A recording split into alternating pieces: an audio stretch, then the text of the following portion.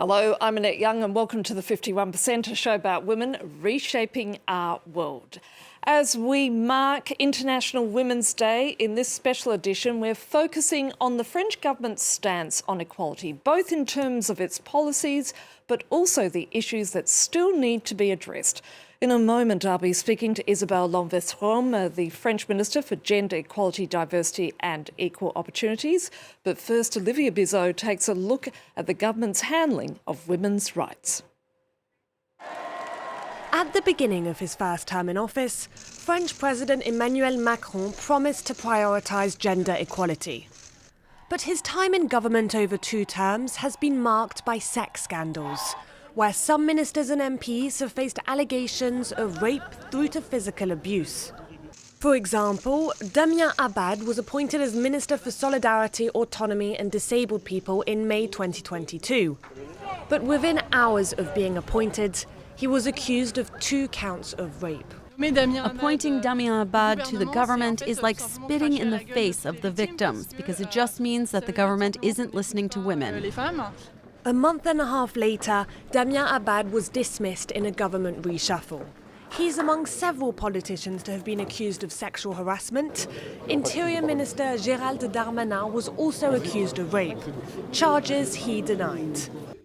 In 2019, the government announced more shelters, more police training and better guidelines to tackle domestic violence.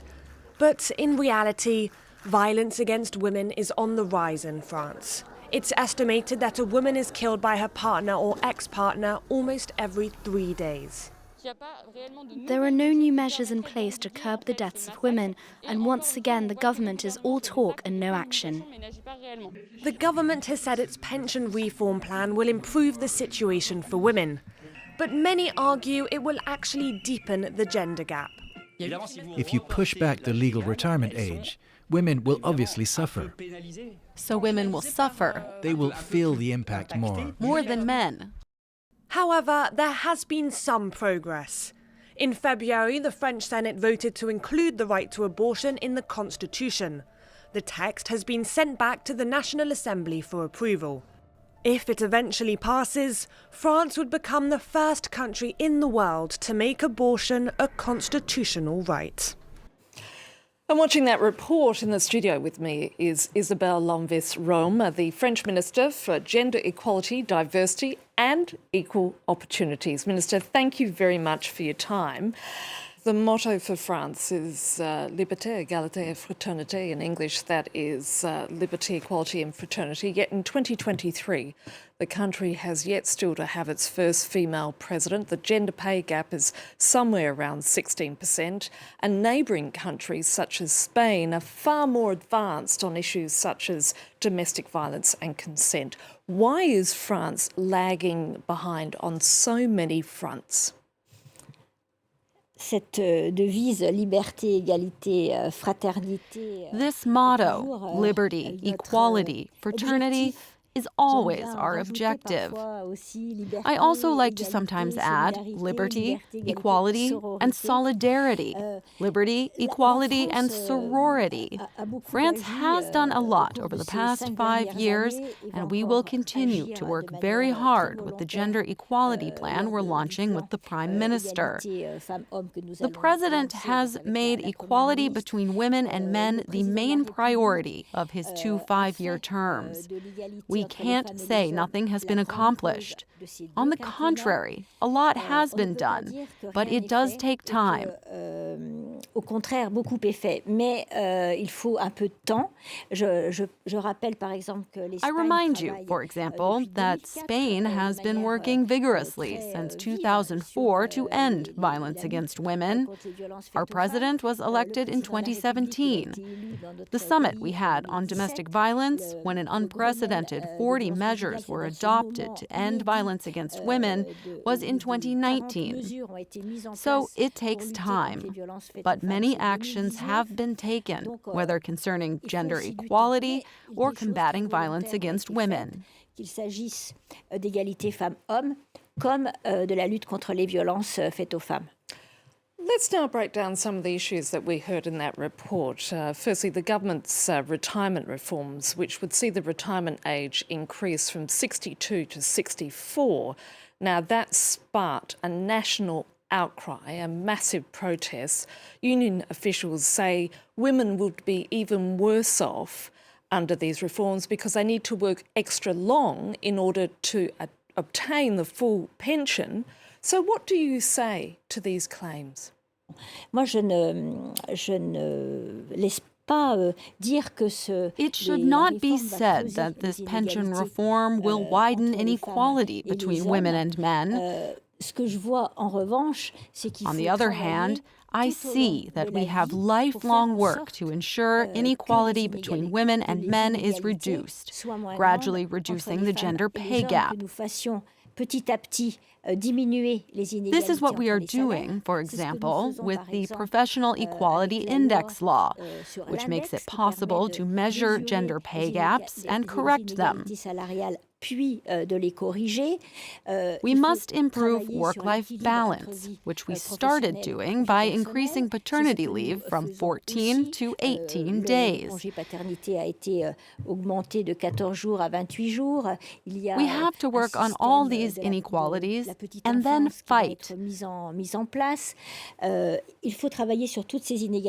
I repeat it often, also fight against all of these stereotypes, which unfortunately remain in society and in culture, and which say women are still not equal to men, and are often steered toward professions that are less lucrative or don't have the best prospects.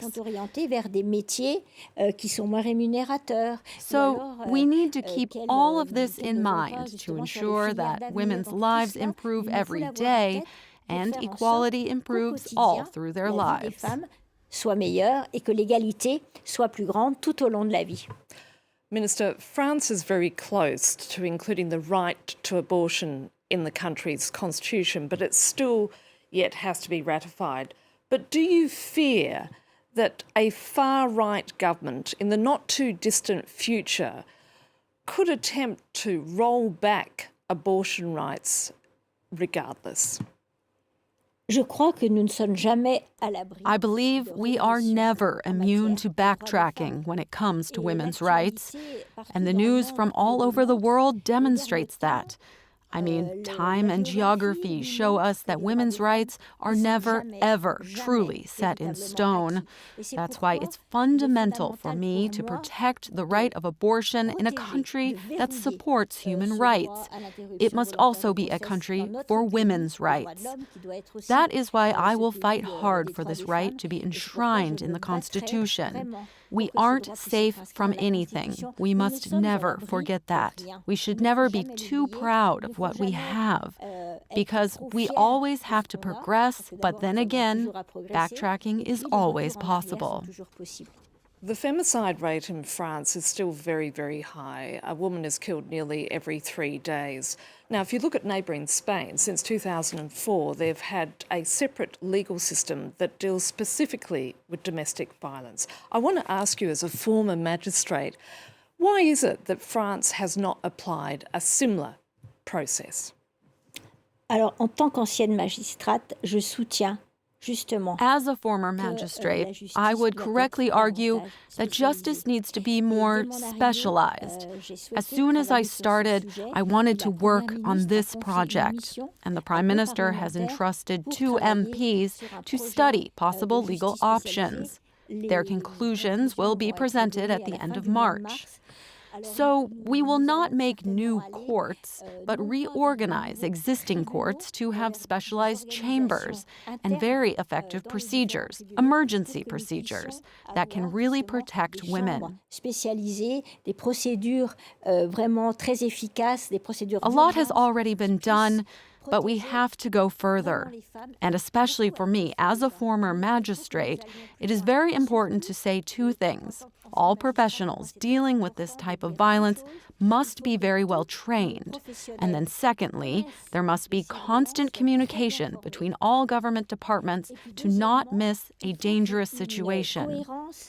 So these 2 things are imperative. total cohesion, and maximum training. And from there, we can improve the system. C'est une cohésion totale, une formation maximale, et donc à partir de ça, on fait la spécialisation. I talked about the motto of this country, and the last word of it is fraternity.